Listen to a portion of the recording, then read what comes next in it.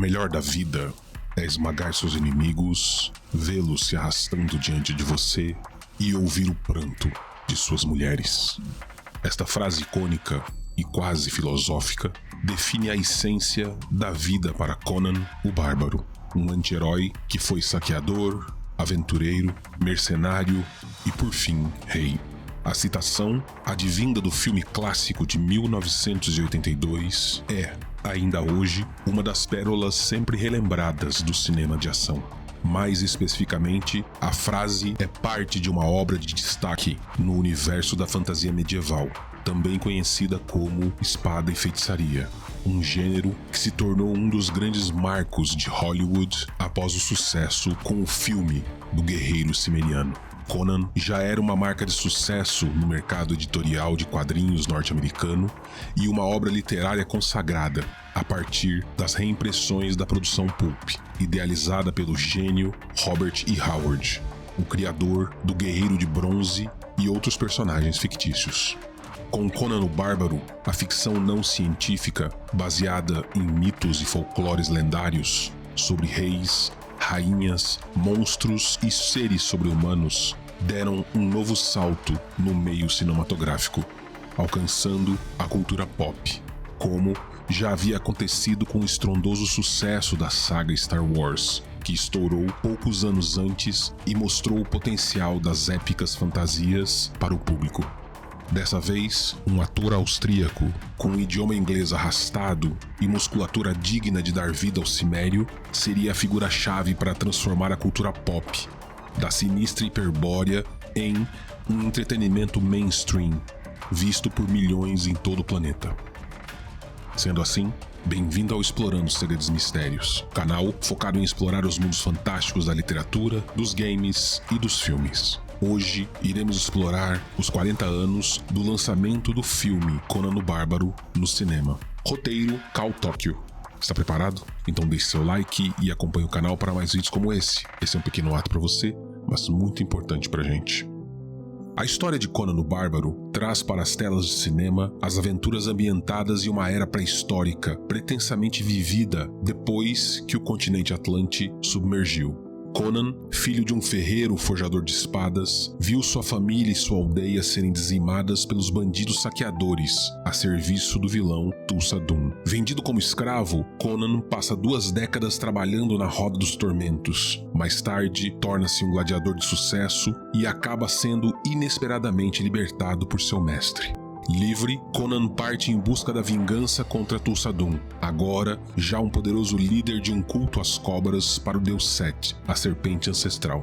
Essa história, no entanto, começou alguns anos antes da produção estrear oficialmente nos cinemas, em 1982. Pois, em 1977, o mundo assistiu boquiaberto ao sucesso de Star Wars, que trazia a magia dos filmes de fantasia, mostrando para Hollywood que havia um enorme interesse do público pelas grandes franquias de ação e fantasia. O produtor Edward R. Prisman havia se interessado pelo personagem Conan ainda antes, em 1975. Ele e seu amigo Edward Summer, que se tornaria o produtor associado do filme, estavam assistindo o documentário sobre fisiculturismo Pumping Iron e ficaram impressionados com a presença de Arnold Schwarzenegger na tela. Summer imediatamente sugeriu uma adaptação das histórias de Conan de Robert E. Howard envolvendo a figura máscula do halterofilista. Assim, surgiu a ideia de fazer um filme sobre Conan o Bárbaro, o guerreiro fictício criado por Robert E. Howard em 1932, a partir de um roteiro de Oliver Stone. Entre a intenção original e o resultado nas telas, haveria um longo trajeto, que incluía a escolha de um roteiro mais próximo da obra original e a definição de elementos que fizessem justiça ao lendário e selvagem herói. Embora houvesse até mesmo a sugestão de um roteiro para ser protagonizado por Charles Bronson como um guerreiro quarentão, os produtores estavam certos que o brucutu que daria vida ao cimério era o grandalhão europeu. Mesmo com a mínima vivência em produções cinematográficas, ele tinha o perfil adequado para o guerreiro adorador de Kron. Então, Arnold Schwarzenegger foi escolhido.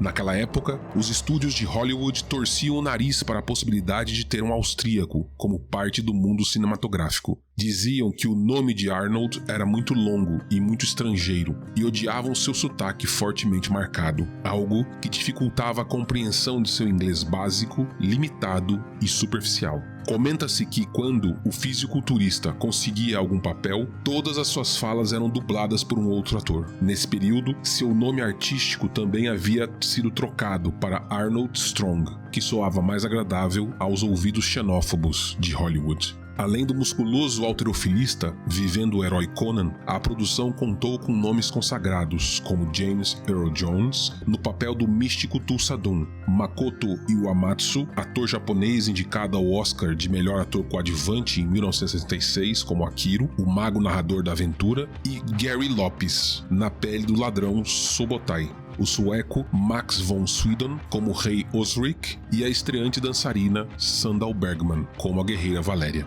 O projeto vinha sendo discutido há anos e estava em suspenso até que o todo-poderoso produtor Dino De Laurentiis apareceu, interessado em dar prosseguimento às filmagens. De origem italiana e com vasto currículo de produções, Laurentiis sabia que realizar as gravações na Europa era mais barato e que a Espanha, especificamente, era o melhor lugar para filmar aventuras medievais, por conta de sua localização ambientada com paisagens montanhosas e muitos castelos.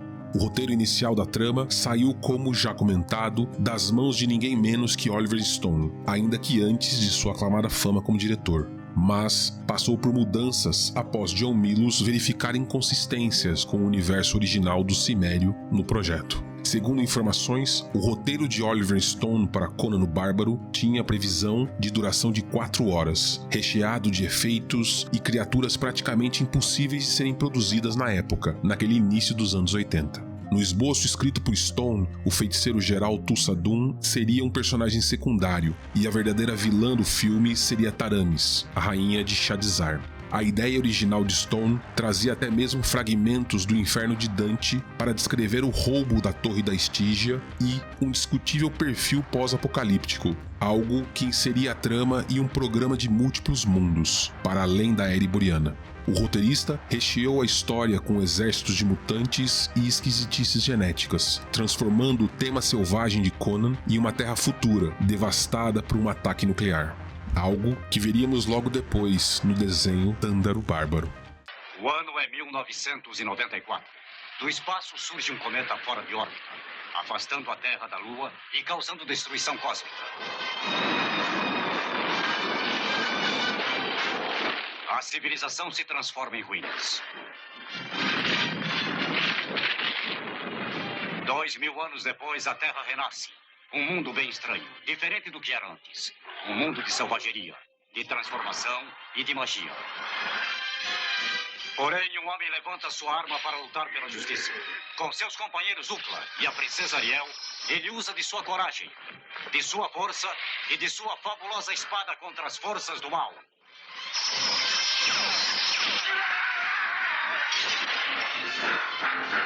Segundo o próprio Oliver Stone, John Milius teria dito que o seu roteiro era um delírio febril, mas era exatamente assim que o filme deveria ser. E, em uma entrevista, Pressman, o produtor que deu início ao projeto, descreveu o roteiro como o inferno na Terra.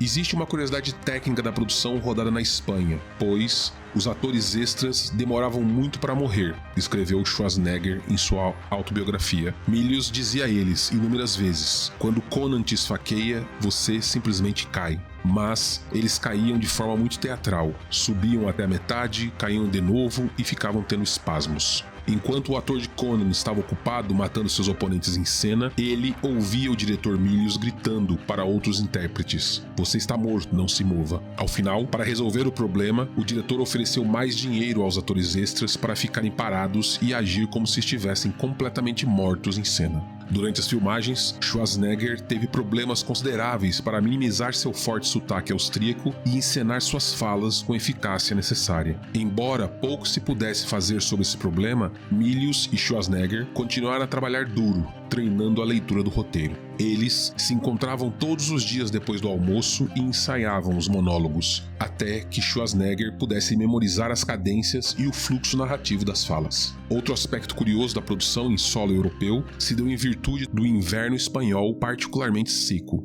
A produção precisou gastar o equivalente a $80 mil em aparas de mármore que foram espalhadas sobre o cenário da Vila Ciméria, na fase da infância de Conan, para assim simular a neve. Também, no que se refere ao set de filmagem, vale ressaltar o trabalho dos técnicos para tornar os elementos com efeitos especiais críveis para a plateia. O supervisor de efeitos, Nick Alder, ganhador de um Oscar por seu trabalho em Alien, projetou a cobra hidráulica de 11 metros de comprimento para a cena do Templo de Set, onde Conan lutaria contra a serpente gigante e um poço de sacrifício. Essa serpente podia erguer-se 3,5 metros do chão e lançar veneno, feito uma gosma gelatinosa de suas presas. A criação custou cerca de 20 mil libras, algo em torno de 120 mil reais atualmente. Não menos interessante, a sequência de transformação de Thulsa Doom na maligna serpente foi um dos truques mais intrincados que a equipe de FX precisou realizar na época. Para esse efeito, a cabeça de James Earl Jones foi imobilizada em uma posição para a gravação da cena básica, e lentes de contato amarelas foram inseridas em seus olhos para sugerir o início da metamorfose. Depois que a cena foi concluída, o ator foi substituído por uma estrutura que tinha um molde de borracha do rosto de Jones. Um boneco em forma de cabeça de cobra foi então empurrado através da estrutura e contra a máscara, sugerindo que a estrutura facial de Doom estava mudando. Outra coisa, o personagem Thulsa Doom também era uma analogia aos líderes religiosos da época. James Earl Jones achou o papel de Thulsa Doom, senhor da guerra e líder do culto de Set, interessante, porque viu paralelos entre ele e personalidades cult do mundo real, como Jim Jones e Charles Manson. O ator explicou que, conhecendo John Milius, com certeza esses paralelos eram intencionais. Quando soube que Conan seria transformado em um filme de ação, Jones leu o roteiro e aceitou de bom grado o papel de Thulsa Doom, por achá-lo um ser humano muito complexo. Outra escolha acertada da produção foi a contratação de Basil Polidoros para compor a música. Dino De Laurentiis, o homem responsável por trazer Conan para a tela, queria uma trilha sonora de música pop, mas Milius defendeu algo mais tradicional. Então, a música de Polidoros, que incluía composições instrumentais, se tornou a poderosa obra que ajustou-se perfeitamente à produção. Foi o próprio Milius quem chamou seu melhor amigo e compositor Polidoros para a criação da trilha sonora do filme. Os dois já haviam trabalhado juntos e o arranjador musical integrou a produção antes mesmo do início das filmagens. Isso lhes permitiu ter tempo para discutir a carga emocional mais adequada para cada momento do filme. Terminadas as filmagens, Milius deu a Polidoros 2 fitas do filme finalizado, uma sem música e outras com trechos da obra de Wagner e Stravinsky. O compositor sentiu-se intimidado diante da comparação que seu trabalho precisaria ter, mas logo encontrou seu ritmo, produzindo uma das peças musicais mais impactantes do cinema. Igualmente importante na concepção geral do universo ficcional do projeto foi a participação do desenhista de produção Ron Cobb, um profissional que trabalhou em Star Wars em 1977, Alien em 1979 e Caçadores da Arca Perdida em 1981. Para o desenvolvimento do visual do filme, o artista afirmou que não queria ser explícito em relação às influências históricas que realizaria para a produção, mas trabalhou com diversas inspirações. Ele criou inúmeras estilizações, baseando-se em referências diversas, da estética Quetzalcoatl à simbologia egípcia e muitos outros conceitos. O objetivo desse design visual, repleto de referências, era ser o mais original e consistente possível e evocar uma sensação de mistério. A recepção do filme, na época, acabou sendo curiosamente mista, com jornalistas que viram a obra como um produto de entretenimento e outros que julgaram o resultado final de forma bastante desfavorável. O crítico Roger Ebert, renomado profissional da época, deu 3 estrelas à produção, apelidando-a de a fantasia perfeita para o pré-adolescente alienado. O Times foi generoso, alegando que Conan o Bárbaro fez pelo épico heróico o que Star Wars fez pela fantasia espacial. Alguns críticos acharam a brutalidade do filme insuportável. David Easterich, Christian Science Monitor, reclamou que era mais Neandertal do que Nietzsche. Mas, com todas as críticas que foram feitas a Conan, nesses 40 anos de celebração da chegada do filme aos cinemas, vale destacar a importância da obra para o cinema de aventuras. Certamente, sem ele, não haveria filmes como A Lenda, O Feitiço de Áquila, Coração de Dragão, Willow, Xena, A Princesa Guerreira, The Witcher e muitos outros, bem como as sagas O Senhor dos Anéis e Hobbit. Tudo isso se não fosse pelo empenho de Dino De Laurentiis, John Milius, Oliver Stone e outros visionários da sétima arte que identificaram o potencial do cinema pipoca. E, a partir do universo ficcional e fantástico de Robert E. Howard, trouxeram para a tela o Guerreiro de Bronze em uma terra de heróis, monstros e magia. Curiosamente, o filme até teve uma participação indireta na criação da franquia Mestres do Universo, já que a Mattel comprou os direitos de Conan para a criação de brinquedos, mas abandonou a licença por conta da violência visual do filme e, depois disso, readaptou tudo para He-Man. Conan o Bárbaro chegou aos cinemas em 11 de maio de 1982 e aos DVDs 28 anos depois, em maio de 2000.